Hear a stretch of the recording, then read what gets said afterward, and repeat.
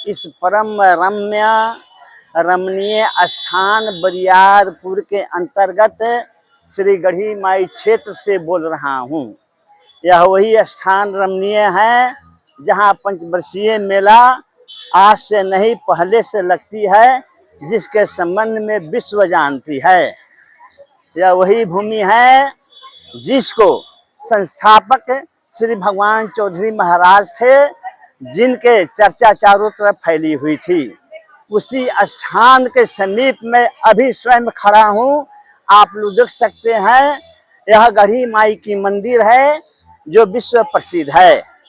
इनके संबंध में कहा गया है 1800 के आसपास में उनके घर में डकैती चोरी हुआ था और उल्टे इल्जाम लग गया और वे काठमांडू के नखोई जेल में चले गए थे। यह वही स्थान है जो आप लोग अच्छी तरह से देख सकते हैं। यह मंदिर है, यह मंदिर है।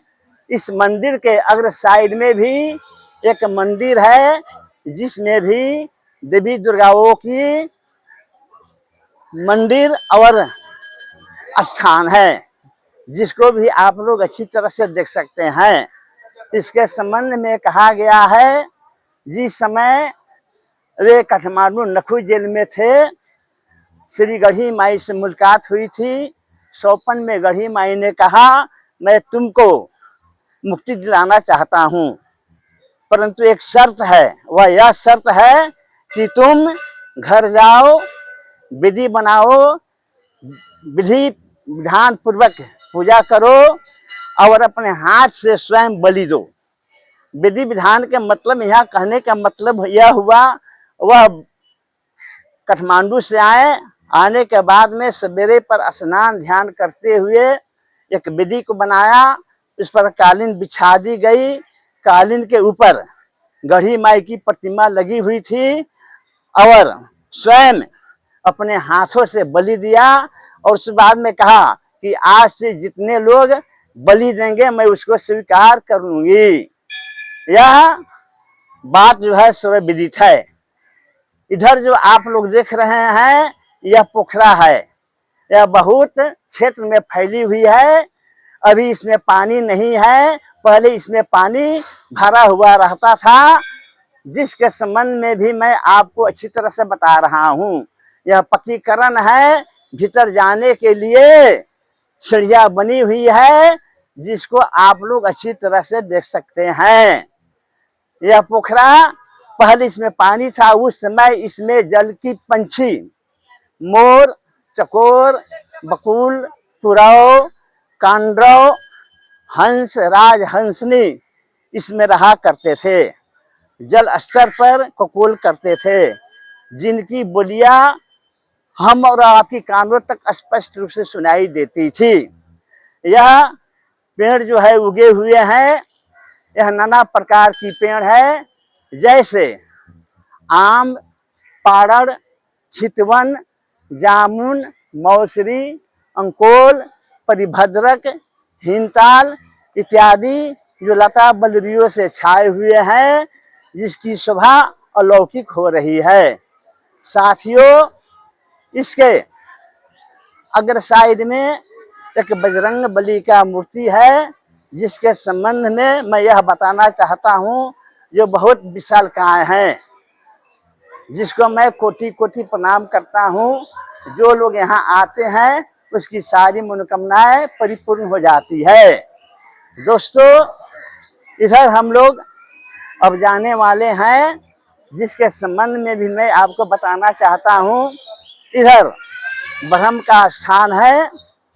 उस ब्रह्म के स्थान मेला से पहले रात्रि में उसी जगह जो पंचानुगत यहाँ के जो पुजारी है अपने अंग से सुरंग निकालते हैं और उसी जगह धूमधाम के साथ पूजा होती है, जिसके संबंध में भी यह कहा गया है, पहले मूस की बलि दी जाती है, उसके बाद में अन्य पशुओं की बलि दी जाती है। उसके बगल साइड में मेले के समय लगभग 1 लाख पड़ा आते हैं। खस्सी का कोई ठिकाना नहीं, परेवा का कोई ठिकाना नहीं। उसको भी बलि दी जाती है। इधर यह ग्राम जो है घनीभूत है, जिसके संबंध में मैं आप लोगों को यह कहना चाहता हूँ, वह मकान जो है, यह इमारत जो है, जो बहुत बड़ी चढ़ी है, अतिलकाय है, घनीभूत है, जो 7 मंजिले 8 मंजिले है, जो एक दूसरे से घिरी हुई है, जिसको आप लोग देख सकते हैं। यह गढ़ी माई है, जिसको आप लोग दोबारा भी देख सकते हैं।